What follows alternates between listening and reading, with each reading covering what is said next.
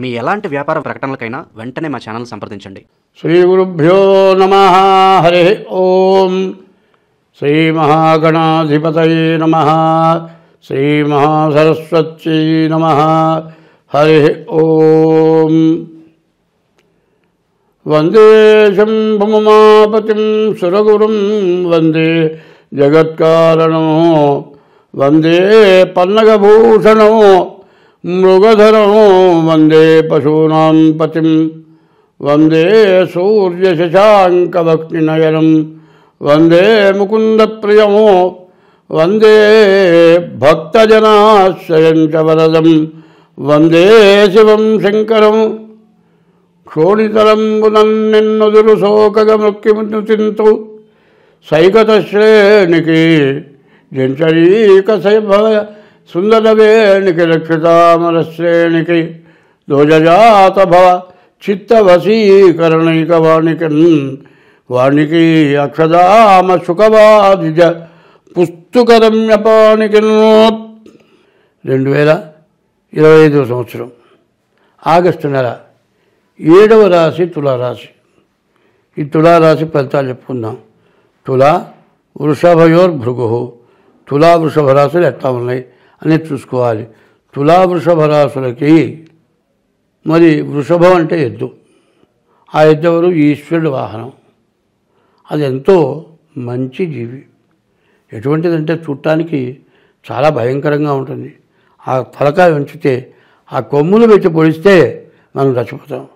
అంత భయంకరంగా ఉండే ఎద్దు కూడా దాన్ని పట్టుకొని బండికి ఎడితే బండికి కట్టించుకొని బండిలా అవుతుంది. మరి ఈ గానుకి కడితే గానుకు కూడా పనిచేస్తుంది. పొలాన్ని తీసుకెళ్ళి దున్నితే పొలాన్ని దున్నుతుంది. ఎంత పనైనా సరే నేను చెయ్యను, నాకు ఆహారం చాలలేదు, నాకు అలా ఆకలి అవుతుంది కాబట్టి, నాకు నీరసం వచ్చింది కాబట్టి నేను పని చేయను అందు. ఎందుకంటే ఎంతో శాంతమూర్తి. రాబోయే పరమేశ్వరుడు ఆ నందే వృషభమే. పల్లెటూళ్ళలో నందిని గోవుని బాగా పూజించేవాళ్ళు, నా గోవుని ఎద్దుని పోషించేవాళ్ళు.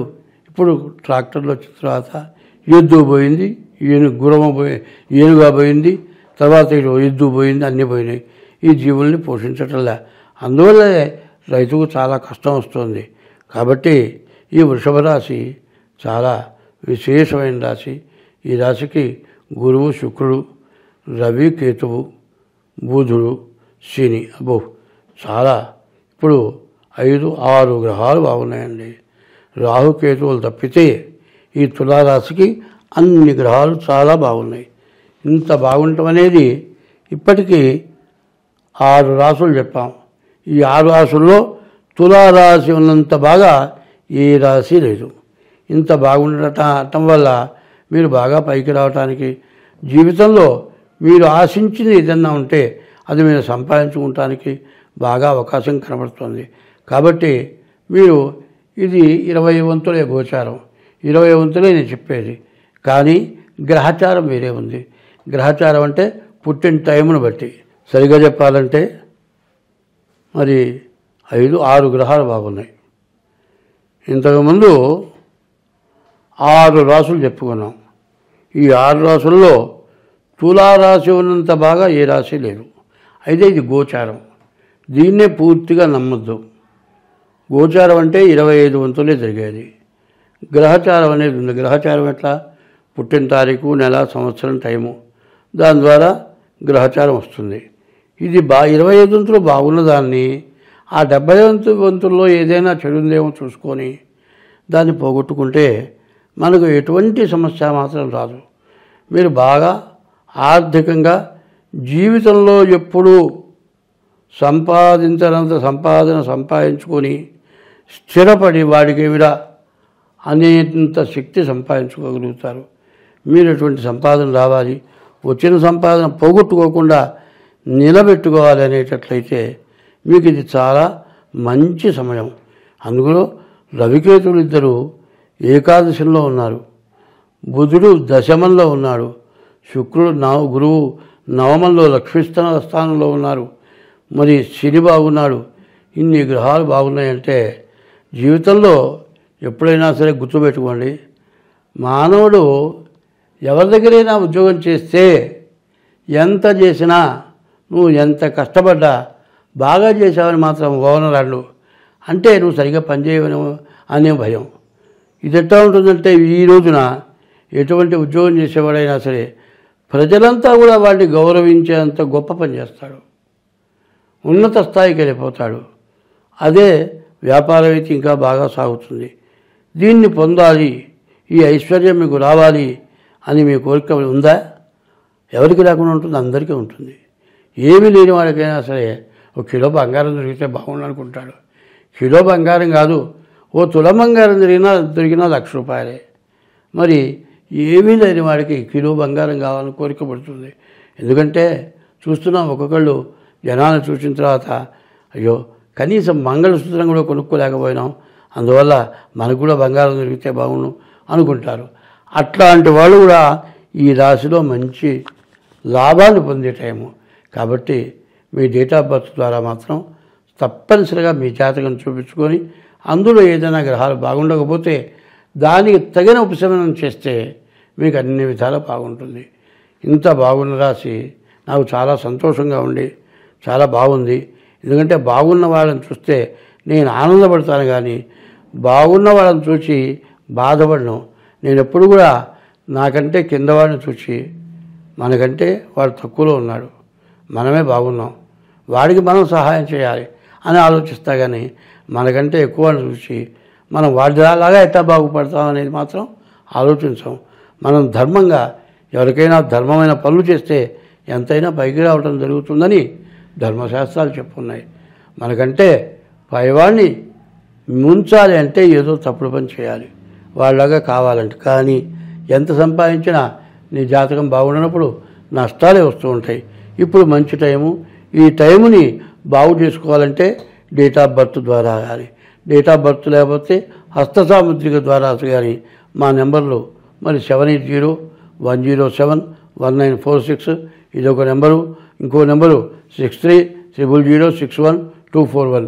ఈ నెంబర్కి కానీ ఫోన్ చేసి దానికి తగిన ఫీజు చెల్లించి మీ జాతకం చెప్పించుకోండి. ఈ టైంలో మంచిగా మీరు బాగుపడాలనుకుంటే దీని గురించి మంచిగా చూసుకోండి, చాలా బాగుంటుంది. స్వస్తి.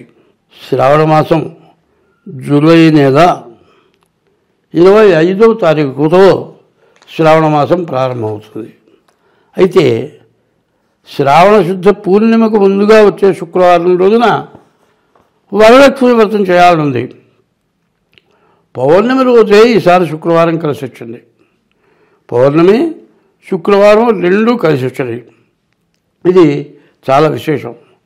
ఈ శ్రావణ మాసంలో ప్రతిరోజు అమ్మవారిని పూజించడం ఎంతవరకైనా సరే ఏదో గుట్లు అటువంటి సూతకాలు వస్తే తప్పితే మంచి వాళ్ళందరూ కూడా చేయటానికి అవకాశం ఉన్న వాళ్ళందరూ కూడా, ఎందుకంటే అవకాశం అంటే డబ్బులు కాదు, సూతకం ఉంటే చేయకూడదు. ఎంత డబ్బులతోనైనా అమ్మవారి పూజ చేయొచ్చు. శ్రావణ శుద్ధ పూర్ణిమ రోజు వరలక్ష్మి వ్రతం చేయాలి. కాదండి నాకు అంత శక్తి లేదంటే మరి ఊళ్ళోనే ఏదో గుళ్ళో సామూహికంగా చేస్తారు, అట్లాంటి చోటైనా వరలక్ష్మి వ్రతం చేసుకోవాలి. ఈ వరలక్ష్మి వ్రతం అయిన తర్వాత అమ్మవారి సూత్రం 9 పోగులతో ఒక తోరం అక్కడ పెడతారు. ఆ తోరం కుడి చేతికి కట్టుకునేప్పుడు మరి పద్మాసనే పద్మకరే సర్వలోకైక పూజితే నారాయణ ప్రియదేవి సుప్రీత భవసర్వదా అని ఆమెని ప్రార్థించి మరి ఈ సూత్రం 9 దారాలతో కూడిన సూత్రాన్ని చేతికి కట్టుకోవాలి, చేతికి ధరించి అమ్మవారి పూజ చేసుకోవాలి. ఇది శ్రావణ శుద్ధ పూర్ణిమ ముందు శుక్రవారం ఎప్పుడు వచ్చింది అంటే మరి ఆగస్టు నెల 8వ తారీఖు శ్రావణ శుద్ధ పూర్ణిమ.